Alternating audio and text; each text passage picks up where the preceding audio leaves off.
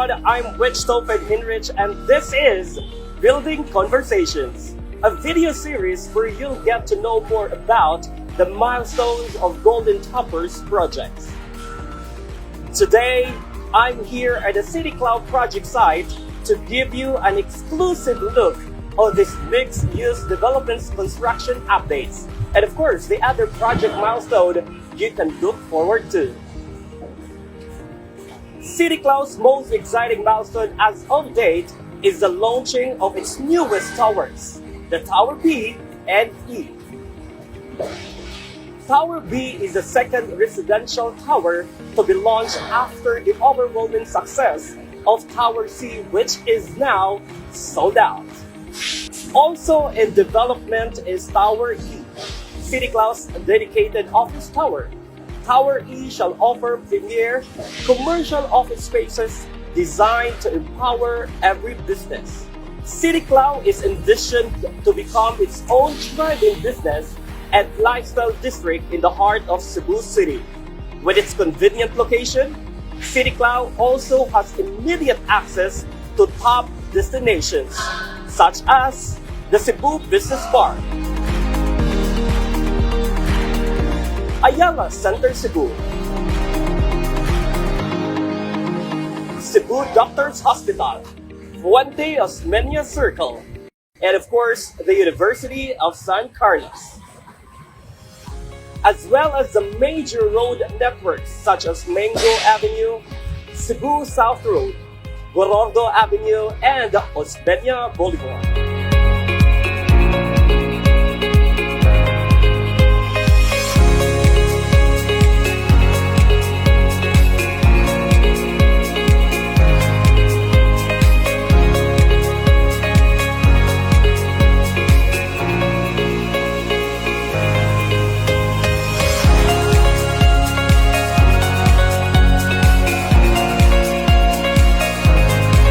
Our featured guest for this episode of Building Conversation is no other than Engineer Roberto Kwang Jr., the Managing Project Engineer of City Cloud.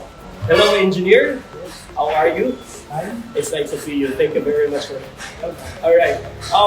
We're so excited to know more about the details and, of course, the update of this project. But first, let me ask you this question. What were City Cloud's major development milestone in the year 2021?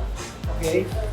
The major milestone for 2021 for City Cloud, Tower E, we reached at level 15. Tower C, we reached at level 15.2. And Tower D, we reached at the basement 1. So concurrently, Tower B now is we are having the excavation for the foundation. Wow, that's a great and a major development milestone for the year 2021. Now, I also would like to ask, what are the current updates on the construction as of the first quarter of 2022? For the first quarter now, Tower E is already on level 21. Level 21? Yes, then the Tower C, we already on level 19. And Tower D, we already on the ground floor. Alright, that's just for the first quarter First of quarter. 2022, right? Engineer, the Cebu City has been devastated by Typhoon. Is that affect the construction of the project?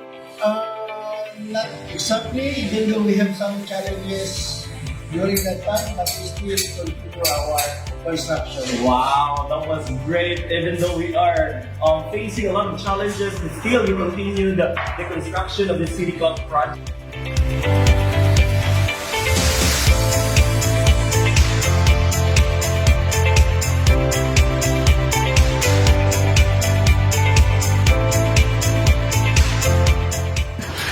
Engineer, the construction updates for City Cloud are truly exciting, and we can't wait to see the progress of this project in the next future. Now, Engineer, could you tell us what milestone you're targeting to achieve in the near future?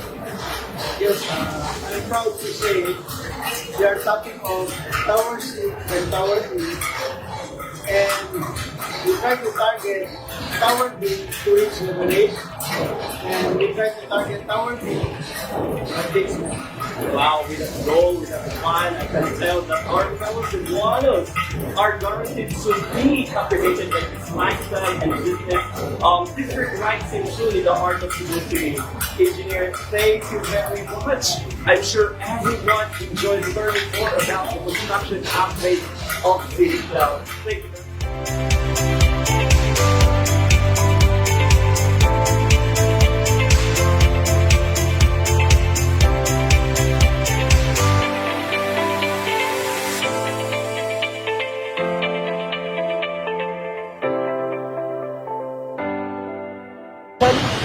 Thank you very much everyone for joining me for this episode of Building Conversation. This has been your host, Wichtel Hinrich. See you at our next episode.